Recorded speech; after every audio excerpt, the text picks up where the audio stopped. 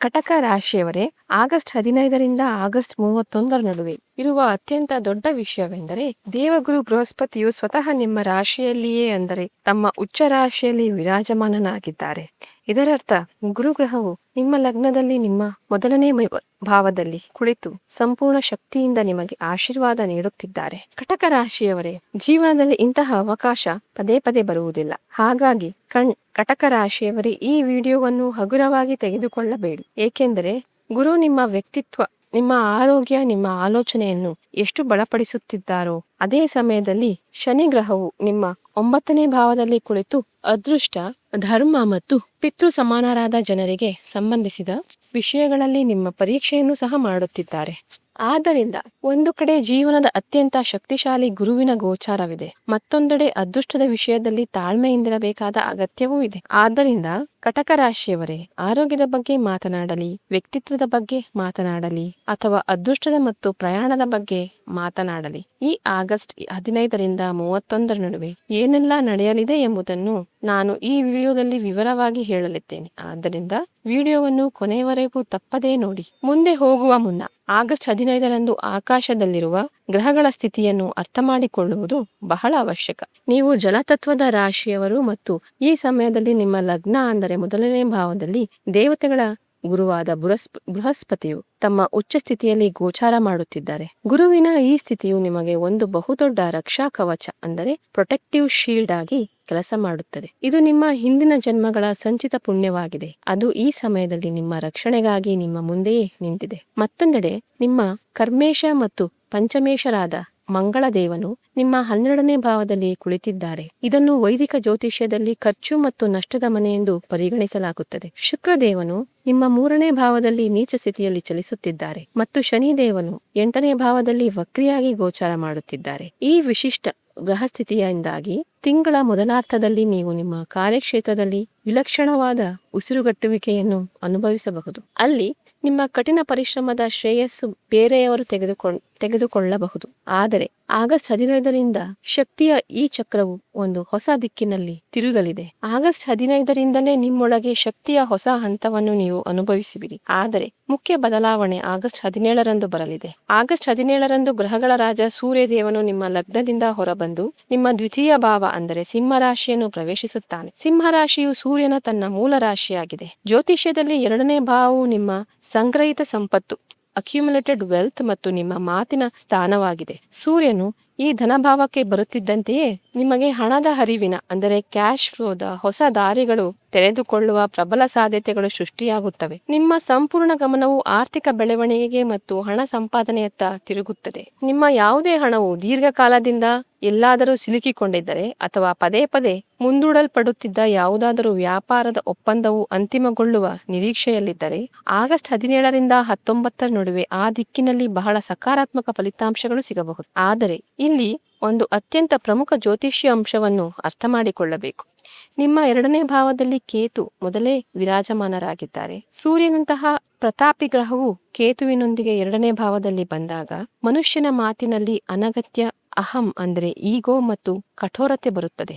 ಸೂರ್ಯ ಮತ್ತು ಕೇತುವಿನ ಈ ಸಂಯೋಗವು ನಿಮ್ಮ ಮಾತಿನ ಶೈಲಿಯನ್ನು ಅಂದರೆ ಟೋನ್ ಅನ್ನು ಬಹಳ ಆಡಳಿತಾತ್ಮಕವಾಗಿ ಅಡ್ಮಿನಿಸ್ಟ್ರೇಟಿವ್ ಆಗಿ ಮಾಡುತ್ತದೆ. ನೀವು ಕೇವಲ ಸ್ಪಷ್ಟವಾಗಿ ಮಾತನಾಡುತ್ತಿದ್ದೀರಿ ಎಂದು ನಿಮಗೆ ಅನಿಸುತ್ತದೆ, ಆದರೆ ನಿಮ್ಮ ಮಾತುಗಳು ಎದುರಿನವರಿಗೆ ಬಹಳ ಆಳವಾಗಿ ಚುಚ್ಚುತ್ತವೆ. ವಿಶೇಷವಾಗಿ ನೀವು ಉದ್ಯೋಗಸ್ಥರಾಗಿದ್ದರೆ ಅಥವಾ ಸರ್ಕಾರಿ ವಲಯದಲ್ಲಿ ಕೆಲಸ ಮಾಡುತ್ತಿದ್ದರೆ ಆಗಸ್ಟ್ 17ರ ನಂತರ ಕೆಲಸದ ಸ್ಥಳದಲ್ಲಿ ನಿಮ್ಮ ಮಾತಿನ ಮೇಲೆ ಸಂಪೂರ್ಣ ನಿಯಂತ್ರಣವಿರಲಿ. ನಿಮ್ಮ ಒಂದು ಅಹಂಕಾರದಿಂದ ಕೂಡಿದ ಮಾತು ನೀವು ಕಷ್ಟಪಟ್ಟು ನಿರ್ಮಿಸಿದ ವೃತ್ತಿಪರ ಸದ್ಭಾವನೆಯನ್ನು ಅಂದರೆ ಪ್ರೊಫೆಷನಲ್ ಗುಡ್ ವಿಲ್ ಅನ್ನು ರಾತ್ರೋರಾತ್ರಿ ಹಾಳು ಮಾಡಬಹುದು. ಹಣದ ಆಗಮನ ಖಂಡಿತ ಆಗುತ್ತದೆ, ಆದರೆ ಆ ಹಣದ ಬಿಸಿಯನ್ನು ನಿಮ್ಮ ನಾಲಿಗೆಯ ಮೇಲೆ ಬರಲು ಬಿಡಬೇಡಿ. ಈ ಮಧ್ಯೆ ಆಗಸ್ಟ್ 17ರ ಸಂಜೆಯಿಂದ ಆಗಸ್ಟ್ 19ರ ಸಮಯವು ನಿಮ್ಮನ್ನು ನಿಮ್ಮ ತಾಯಿ ಮತ್ತು ನಿಮ್ಮ ಮನೆಯ ವಾತಾವರಣದೊಂದಿಗೆ ಅತ್ಯಂತ ಆಳವಾಗಿ ಬೆಸೆಯುತ್ತದೆ. ಈ ಸಮಯದಲ್ಲಿ ನೀವು ನಿಮ್ಮ ಮನೆಯೊಳಗೆ ಅತ್ಯಂತ ಆಳವಾದ ಮಾನಸಿಕ ಶಾಂತಿಯನ್ನು ಅನುಭವಿಸುವಿರಿ ಮತ್ತು ಮನೆಯಿಂದ ದೂರವಿರುವವರಿಗೆ ಮರಳಿ ಬರುವ ತೀವ್ರ ಬಯಕೆ ಉಂಟಾಗುತ್ತದೆ. ಇದರ ನಂತರ ಆಗಸ್ಟ್ 20ರಿಂದ 26ರ ನಡುವೆ ಗ್ರಹಗಳ ಸಮೀಕರಣದಲ್ಲಿ ಬಹುದೊಡ್ಡ ಬದಲಾವಣೆ ಉಂಟಾಗಲಿದೆ. ಆಗಸ್ಟ್ 22ರಂದು ಬುಧನು ಗೋಚಾರ ಮಾಡುತ್ತಾ ನಿಮ್ಮ 2ನೇ ಭಾವದಲ್ಲಿ ತಲುಪುತ್ತಾನೆ.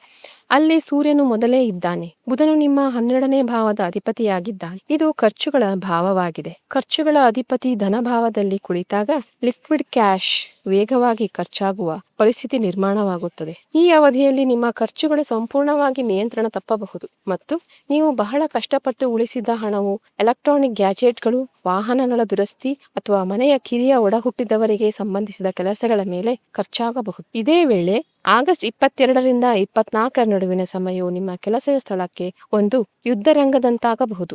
ನಾವು ಮೊದಲೇ ನೋಡಿದಂತೆ ನಿಮ್ಮ ಕರ್ಮೇಶ ಮಂಗಳನು 12ನೇ ಭಾವದಲ್ಲಿ ಕುಳಿತಿದ್ದಾನೆ ಮತ್ತು ಅಲ್ಲಿಂದ ಅವನು ತನ್ನ 7ನೇ ದೃಷ್ಟಿಯಿಂದ ನಿಮ್ಮ 6ನೇ ಭಾವವನ್ನು ನೋಡುತ್ತಿದ್ದಾನೆ. ಇದು ಉದ್ಯೋಗ, ಸಾಲ ಮತ್ತು ಶತ್ರುಗಳ ಮನೆಯಾಗಿದೆ. ಇದರರ್ಥ ಆಫೀಸಿನಲ್ಲಿ ನಿಮ್ಮ ವಿರುದ್ಧ ಗಂಭೀರ ರಾಜಕೀಯ ನಡೆಯಬಹುದು ಮತ್ತು ಭಾರಿ ತಪ್ಪು ಸಂವಹನ ಮಿಸ್ಕಮ್ಯುನಿಕೇಶನ್ ಉಂಟಾಗುವ ಆತಂಕವಿದೆ. ನಿಮ್ಮ ಬಗ್ಗೆ ಅಸೂಯೆ ಪಡುವ ಸಹೋದ್ಯೋಗಿಗಳು ನಿಮ್ಮ ಕೆಲಸದಲ್ಲಿ ತಪ್ಪುಗಳನ್ನು ಹುಡುಕಲು ಸಂಪೂರ್ಣ ಪ್ರಯತ್ನ ಮಾಡುತ್ತಾರೆ. ಮಂಗಳನ ಶಕ್ತಿಯು ನಿಮಗೆ ತಿರುಗಿ ಬಿದ್ದು ಆಕ್ರಮಣಕಾರಿ ಪ್ರತಿಕ್ರಿಯೆ ನೀಡಲು ಪ್ರಚೋದಿಸುತ್ತದೆ. ಆದರೆ ನನ್ನ ಜ್ಯೋತಿಷ್ಯ ಸಲಹೆ ಎಂದರೆ ನೀವು ಸಂಪೂರ್ಣವಾಗಿ ಶಾಂತವಾಗಿರಿ. ನಿಮ್ಮ ಸಂಯಮ ಕಳೆದುಕೊಳ್ಳಬೇಡಿ ಮತ್ತು ಯಾವುದೇ ರೀತಿಯ ವಿವಾದಗಳಿಗೆ ದೈಹಿಕವಾಗಿ ಮತ್ತು ಮಾನಸಿಕವಾಗಿ ನಿಮ್ಮನ್ನು ದೂರವಿಡಿ. ನಿಮ್ಮ ಕಂಪ್ಯೂಟರ್ ಪಾಸ್ವರ್ಡ್ ಅಥವಾ ಯಾವುದೇ ಸೂಕ್ಷ್ಮ ಮಾಹಿತಿಯನ್ನು ಯಾರೊಂದಿಗೂ ಹಂಚಿಕೊಳ್ಳಬೇಡಿ. ನೀವು ಪ್ರಾಮಾಣಿಕವಾಗಿ ನಿಮ್ಮ ಕೆಲಸವನ್ನು ಮಾಡುತ್ತಲೇ ಇದ್ದರೆ 12ನೇ ಭಾವದ ಮಂಗಳನು ನಿಮ್ಮನ್ನು ಈ ಸವಾಲಿನ ಪರಿಸ್ಥಿತಿಯಿಂದ ಸುರಕ್ಷಿತವಾಗಿ ಹೊರತರುತ್ತಾನೆ. ಆರೋಗ್ಯದ ದೃಷ್ಟಿಕೋನದಿಂದ ಕಟಕವು ಒಂದು ಶೀತ ಪ್ರವೃತ್ತಿಯ ರಾಶಿಯಾಗಿದೆ, ಆದರೆ ಮಂಗಳನು ಅತ್ಯಂತ ಬಿಸಿ ಗ್ರಹ. ಆದ್ದರಿಂದ ಆಗಸ್ಟ್ 22ರಿಂದ 24ರ ನಡುವೆ ನಿಮ್ಮ ಆರೋಗ್ಯದ ಬಗ್ಗೆ ವಿಶೇಷ ಕಾಳಜಿ ವಹಿಸಿ. ತಣ್ಣನೆಯ ವಸ್ತುಗಳು ಮತ್ತು ಹೊರಗಿನ ಜಂಕ್ ಫುಡ್ಗಳಿಂದ ಸಂಪೂರ್ಣವಾಗಿ ದೂರವಿರಿ. ಇಲ್ಲದಿದ್ದರೆ ಗಂಟಲಿನ ಸೋಂಕು, ಎದೆಯಲ್ಲಿ ಬಿಗಿತ ಅಥವಾ ನರಗಳಿಗೆ ಸಂಬಂಧಿಸಿದ ಹಳೆಯ ಸಮಸ್ಯೆಗಳು ಇದ್ದಕ್ಕಿದ್ದಂತೆ ಉಲ್ಬಣಗೊಳ್ಳಬಹುದು. ಈ ಒತ್ತಡದ ದಿನಗಳ ನಡುವೆ ಆಗಸ್ಟ್ 25 ಮತ್ತು 26ರ ಸಮಯವು ತಾಜಾ ಗಾಳಿಯ ಅಲೆಯಂತೆ ಬರುತ್ತೆ. ವಿವಾಹಿತ ಜಾತಕರಿಗೆ ಈ ಸಮಯವು ಅತ್ಯಂತ ಅದ್ಭುತವಾಗಿರಲಿದೆ. ನಿಮ್ಮ ಜೀವನ ಸಂಗಾತಿಯು ನಿಮಗೆ ಬಹಳ ಪ್ರಬುದ್ಧ ಮತ್ತು ವಾಸ್ತವಿಕ ಗ್ರೌಂಡಿಂಗ್ ಸಲಹೆಯನ್ನು ನೀಡುತ್ತಾರೆ. ಇದರಿಂದ ನಿಮ್ಮ ಮನಸ್ಸಿನಲ್ಲಿ ನಡೆಯುತ್ತಿರುವ ತಳಮಳ ಸಂಪೂರ್ಣವಾಗಿ ಶಾಂತವಾಗುತ್ತದೆ. ಆದರೆ ಸಿಂಗಲ್ ಆಗಿರುವ ಜಾತಕದವರಿಗೆ ಇದು ಸ್ಪಷ್ಟ ಸಲಹೆಯಾಗಿದೆ. ಆಗಸ್ಟ್ 15ರಿಂದ 31ರ ನಡುವೆ ಯಾವುದೇ ಹೊಸ ಸಂಬಂಧವನ್ನು ಪ್ರಾರಂಭಿಸುವ ತಪ್ಪು ಮಾಡಬೇಡಿ. ಶುಕ್ರನು 3ನೇ ಭಾವದಲ್ಲಿ ನೀಚ ಸ್ಥಿತಿಯಲ್ಲಿ ಚಲಿಸುತ್ತಿದ್ದಾನೆ. ಆದ್ದರಿಂದ ಈ ಸಮಯದಲ್ಲಿ ಶುರುವಾದ ಯಾವುದೇ ಸಂಬಂಧವು ಕೇವಲ ದೈಹಿಕ ಆಕರ್ಷಣೆ ಅಥವಾ ಸುಳ್ಳು ಭರವಸೆಗಳ ಮೇಲೆ ಆಧಾರಿತವಾಗಿರುತ್ತದೆ ಮತ್ತು ಭವಿಷ್ಯದಲ್ಲಿ ನಿಮಗೆ ಬಹಳ ಆಳವಾದ ಮಾನಸಿಕ ನೋವನ್ನು ನೀಡುತ್ತದೆ. ಈಗ ನಾವು ಈ ತಿಂಗಳ ಅತ್ಯಂತ ಸೂಕ್ಷ್ಮ ಮತ್ತು ಅತ್ಯಂತ ಸಂವೇದನಾಶೀಲ ಹಂತದತ್ತ ಸಾಗೋಣ. ಆಗಸ್ಟ್ 27ರ ಮಧ್ಯಾಹ್ನದಿಂದ ಆಗಸ್ಟ್ 21ರ ರಾತ್ರಿವರೆಗಿನ ಸಮಯವು ಅತ್ಯಂತ ಎಚ್ಚರಿಕೆ ವಹಿಸಬೇಕಾದ ಸಮಯ. ಆಗಸ್ಟ್ 28ರಂದು ಹುಣ್ಣಿಮೆ ಇದೆ ಮತ್ತು ಇದೇ ದಿನ ನಿಮ್ಮ 8ನೇ ಭಾವ ಕುಂಭರಾಶಿಯಲ್ಲಿ ಚಂದ್ರಗ್ರಹಣ ಸಂಭವಿಸಲಿದೆ. ಕಟಕ ಲಗ್ನದ ಜಾತಕರಿಗೆ ಚಂದ್ರನು ನಿಮ್ಮ ಲಗ್ನದ ಅಧಿಪತಿಯಾಗಿದ್ದಾನೆ. ಅವನು ನಿಮ್ಮ ದೇಹ, ನಿಮ್ಮ ಆತ್ಮ ಮತ್ತು ನಿಮ್ಮ ಆಲೋಚನೆಗಳನ್ನು ಪ್ರತಿನಿಧಿಸುತ್ತಾನೆ.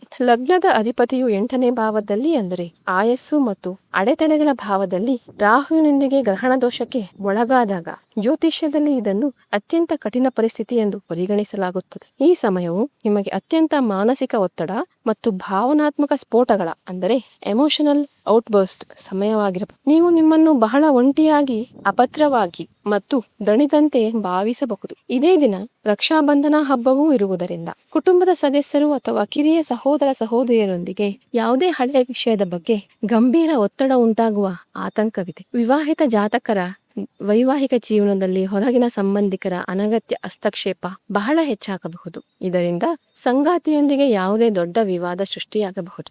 ವೃತ್ತಿ ಜೀವನದ ರಂಗದಲ್ಲೂ ಈ ಗ್ರಹಣದ ಆಸುಪಾಸಿನ ಸಮಯವು ಯಾವುದೇ ದೊಡ್ಡ ಅಪಾಯವನ್ನು ತೆಗೆದುಕೊಳ್ಳುವ ಸಮಯವಲ್ಲ. ನೀವು ವ್ಯಾಪಾರ ಮಾಡುತ್ತಿದ್ದರೆ ಆಗಸ್ಟ್ 28ರ ಆಸುಪಾಸಿನಲ್ಲಿ ಯಾವುದೇ ಪ್ರಮುಖ ಒಪ್ಪಂದ ಅಥವಾ ಕಾಗದ ಪತ್ರಗಳಿಗೆ ಸಹಿ ಮಾಡಬೇಡಿ. ಲಾಜಿಸ್ಟಿಕ್ಸ್ ಮತ್ತು ಡಾಕ್ಯುಮೆಂಟೇಶನ್ ಇದರಲ್ಲಿ ಭಾರಿ ಪ್ರಮಾದವಾಗುವ ಸಾಧ್ಯತೆ ಇದೆ. ಖಾಸಗಿ ಉದ್ಯೋಗದಲ್ಲಿರುವ ಜಾತಕರೂ ಸಹ ಹೆಚ್ಚು ಜಾಗರೂಕರಾಗಿರಬೇಕು ಮತ್ತು ಮ್ಯಾನೇಜ್ಮೆಂಟ್ಗೆ ಇದ್ದಕ್ಕಿದ್ದಂತೆ ಯಾವುದೇ ನೋಟಿಸ್ ನೀಡಲು ಅವಕಾಶ ಸಿಗುವಂತಹ ಯಾವುದೇ ಕೆಲಸವನ್ನು ಮಾಡಬಾರದು. ವಿದ್ಯಾರ್ಥಿಗಳಿಗೆ ಲಗ್ನದಲ್ಲಿ ಗುರುವಿನ ಉಪಸ್ಥಿತಿಯು ಬಹಳ ಶುಭವಾಗಿದೆ. ಆದರೆ ಗ್ರಹಣದ ಪ್ರಭಾವದಿಂದಾಗಿ ಕೌಟುಂಬಿಕ ವಿವಾದಗಳು ನಿಮ್ಮ ಗಮನವನ್ನು ಸಂಪೂರ್ಣವಾಗಿ ಬೇರೆಡೆಗೆ ಸೆಳೆಯಬಹುದು. ಆದ್ದರಿಂದ ನೀವು ಅತ್ಯಂತ ಕಟ್ಟುನಿಟ್ಟಾಗಿ ನಿಮ್ಮ ಸಮಯ ನಿರ್ವಹಣೆಯನ್ನು ಅಂದರೆ ಟೈಮ್ ಮ್ಯಾನೇಜ್ಮೆಂಟ್ ಮಾಡಬೇಕಾಗುತ್ತದೆ. ವಿದೇಶಕ್ಕೆ ಹೋಗುವ ಅಥವಾ ವೀಸಾಕ್ಕೆ ಸಂಬಂಧಿಸಿದ ಕೆಲಸಗಳನ್ನು ಆಗಸ್ಟ್ 27ಕ್ಕಿಂತ ಮೊದಲೇ ಪೂರ್ಣಗೊಳಿಸುವುದು ಜಾಣತನ.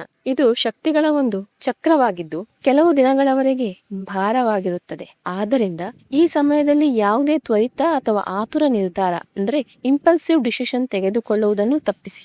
ಆಗಸ್ಟ್ 29ರ ರಾತ್ರಿ ಕಳೆಯುತ್ತಿದ್ದಂತೆಯೇ ಗ್ರಹಣದ ಋಣಾತ್ಮಕ ಶಕ್ತಿಯು ಸಂಪೂರ್ಣವಾಗಿ ಕರಗಿ ಹೋಗುತ್ತದೆ ಮತ್ತು ನಿಮ್ಮ ತಲೆಯ ಮೇಲಿದ್ದ ಒಂದು ಬಹುದೊಡ್ಡ ಹೊರೆ ಇಳಿದಂತೆ ನಿಮಗೆ ಭಾಸವಾಗುತ್ತದೆ. ಆಗಸ್ಟ್ 30 ಮತ್ತು 31ರ ತಿಂಗಳ ಅತ್ಯುತ್ತಮ ದಿನಗಳಲ್ಲಿ ಒಂದಾಗಲಿವೆ. ನಿಮ್ಮೊಳಗೆ ಆತ್ಮವಿಶ್ವಾಸ ಮರಳಿ ಬರುತ್ತದೆ ಮತ್ತು ಕಳೆದ ಕೆಲವು ದಿನಗಳಿಂದ ನಿಮ್ಮನ್ನು ಕಾಡುತ್ತಿದ್ದ ಸಮಸ್ಯೆಗಳು ಇದ್ದಕ್ಕಿದ್ದಂತೆ ಪರಿಹಾರವಾಗಲು ಪ್ರಾರಂಭಿಸುತ್ತವೆ. ವಿದ್ಯಾರ್ಥಿಗಳಿಗೆ ಆಗಸ್ಟ್ 30 ಮತ್ತು 31ರ ರಾತ್ರಿ ಓದಲು ಅತ್ಯಂತ ಅಸಾಧಾರಣವಾಗಿರಲಿದೆ ಮತ್ತು ಅವರು ಕಡಿಮೆ ಸಮಯದಲ್ಲಿ ಹೆಚ್ಚು ಪಠ್ಯಕ್ರಮವನ್ನು ಕವರ್ ಮಾಡಲು ಸಾಧ್ಯವಾಗುತ್ತದೆ.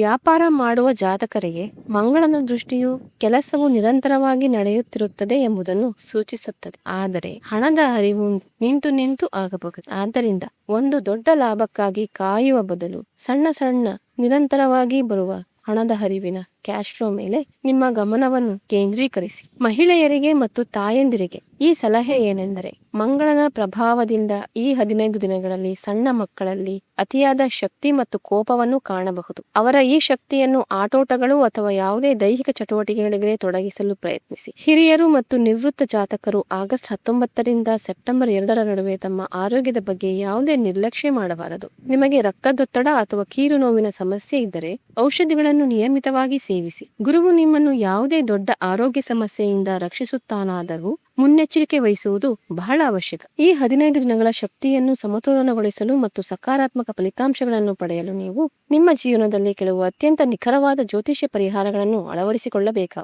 ಧನ ಮತ್ತು ಮಾತಿನ ದೋಷವನ್ನು ನಿವಾರಿಸಲು ಆಗಸ್ಟ್ 17ರಿಂದ ಪ್ರತಿದಿನ ಬೆಳಿಗ್ಗೆ ಎದ್ದು ತಾಮ್ರದ ಚೆಂಬಿನಲ್ಲಿ ನೀರನ್ನು ತೆಗೆದುಕೊಂಡು ಅದರಲ್ಲಿ ಸ್ವಲ್ಪ ರಕ್ತಚಂದನ ಮತ್ತು ಒಂದು ಕೆಂಪು ಹೂವನ್ನು ಹಾಕಿ ಸೂರ್ಯದೇವನಿಗೆ ಅರ್ಘ್ಯವನ್ನು ಅರ್ಪಿಸಿ. ಇದರಿಂದ ನಿಮ್ಮ ಸ್ವಭಾವದಲ್ಲಿ ವಿನಮ್ರತೆ ಉಳಿಯುತ್ತದೆ ಮತ್ತು ಹಣ ಬರುವ ಮಾರ್ಗಗಳು ಸುಗಮವಾಗುತ್ತವೆ. ಚಂದ್ರಗ್ರಹಣದ ದುಷ್ಪರಿಣಾಮ ಮತ್ತು ಮಾನಸಿಕ ಅಶಾಂತಿಯನ್ನು ಹೋಗಲಾಡಿಸಲು ಆಗಸ್ಟ್ 28ರಂದು ಯಾವುದೇ ದೇವಸ್ಥಾನಕ್ಕೆ ಹೋಗಿ ಅಥವಾ ಯಾವುದೇ ಅಗತ್ಯವುಳ್ಳವರಿಗೆ 2 kg ಅಕ್ಕಿಯನ್ನು ಕಡ್ಡಾಯವಾಗಿ ದಾನ ಮಾಡಿ. ಲಗ್ನದಲ್ಲಿರುವ ಗುರುವನ್ನು ಬಲಪಡಿಸಲು ಮತ್ತು 12ನೇ ಭಾವದ ಮಂಗಳನನ್ನು ಶಾಂತಗೊಳಿಸಲು ಭಗವಾನ್ ಶಿವನ ಆರಾಧನೆಯು ಅತ್ಯುತ್ತಮ ಪರಿಹಾರವಾಗಿದೆ. ಸಾಧ್ಯವಾದಾಗಲೆಲ್ಲ ಶಿವಲಿಂಗಕ್ಕೆ ಜಲಾಭಿಷೇಕ ಮಾಡಿ, ಆದರೆ ಹಾಲು, ತುಪ್ಪ ಮತ್ತು ಜೇನುತುಪ್ಪವನ್ನು ಒಟ್ಟಿಗೆ ಬೆರೆಸಬೇಡಿ ಎಂಬುದನ್ನು ನೆನಪಿನಲ್ಲಿಡಿ. ಇವುಗಳನ್ನು ಕ್ರಮಾನುಸಾರಿತವಾಗಿ ಅರ್ಪಿಸಿದ ನಂತರ ಶುದ್ಧ ನೀರಿನಿಂದ ಸ್ನಾನ ಮಾಡಿಸಿ ಮತ್ತು ಶಿವಲಿಂಗದ ಮೇಲೆ ಕೇಸರಿಯ ತಿಲಕವನ್ನು ಇಡಿ. ವಿಶೇಷವಾಗಿ ಆಗಸ್ಟ್ 25ರಂದು ಬರುವ ಪ್ರದೋಷ ವ್ರತದ ದಿನದಂದು ಈ ಅಭಿಷೇಕವು ಬಹಳ ಪ್ರಯೋಜನಕಾರಿಯಾಗಿದೆ. ಕೊನೆಯದಾಗಿ, ನೀವು ಸಂಬಂಧಗಳಲ್ಲಿ ಅತಿಯಾದ ಕಹಿ ಅಥವಾ ಮಾನಸಿಕ ಅಶಾಂತಿಯನ್ನು ಅನುಭವಿಸುತ್ತಿದ್ದರೆ ಶುಕ್ರನ ನೀಚ ಸ್ಥಿತಿಯನ್ನು ಸಮತೋಲನಗೊಳಿಸಲು ನಿಮ್ಮ ಉಂಗುರದ ಬೆರಳಿಗೆ ಉತ್ತಮ ಗುಣಮಟ್ಟದ ಕೆಂಪು ಹವಳವನ್ನು ಮೂಂಗಾ ರೆಡ್ ಕೋರಲ್ ಧರಿಸಬಹುದು. ಇದರೊಂದಿಗೆ ಪ್ರತಿ ಶುಕ್ರವಾರ ಮಧ್ಯಾಹ್ನ ಸರಿಯಾಗಿ 1:30ರಿಂದ 1:34 ಗಂಟೆಯ ನಡುವೆ ಸತತ 15 ನಿಮಿಷಗಳ ಕಾಲ ಶುಕ್ರನ ಬೀಜ ಮಂತ್ರವಾದ ಓಂ ದ್ರಾಂ ದ್ರೀಂ ದ್ರೌಂ ಸಹ ಶುಕ್ರಾಯ ನಮಃ ಅನ್ನು ಜಪಿಸಿ. ಈ ಜಪವನ್ನು ಕೇವಲ ಶುಕ್ರವಾರದಂದು ಇದೇ ನಿಗದಿತ ಸಮಯದಲ್ಲಿ ಮಾತ್ರ ಮಾಡಬೇಕು. ಇದು ನಿಮಗಾಗಿ ಆಗಸ್ಟ್ 15ರಿಂದ 31, 2026ರವರೆಗಿನ ವಿವರವಾದ ಮತ್ತು ತಾರ್ಕಿಕ ವಿಶ್ಲೇಷಣೆಯಾಗಿತ್ತು. ಗ್ರಹಗಳ ಗೋಚಾರಗಳು ತಮ್ಮ ಸಹಜ ಕೆಲಸವನ್ನು ಮಾಡುತ್ತವೆ, ಆದರೆ ನಿಮ್ಮ ತಾಳ್ಮೆ, ನಿಮ್ಮ ಕಠಿಣ ಪರಿಶ್ರಮ ಮತ್ತು ದೇವರ ಮೇಲಿನ ನಿಮ್ಮ ಅಚಲ ನಂಬಿಕೆಯೇ ನಿಮ್ಮ ಅತಿದೊಡ್ಡ ಶಕ್ತಿಯಾಗಿದೆ. ಶಾಂತವಾಗಿರಿ ಮತ್ತು ನಿಮ್ಮ ಕರ್ಮದ ಹಾದಿಯಲ್ಲಿ ಸಂಪೂರ್ಣ ನಿಷ್ಠೆಯಿಂದ ಮುನ್ನಡೆಯಿರಿ. ನಮಸ್ಕಾರ.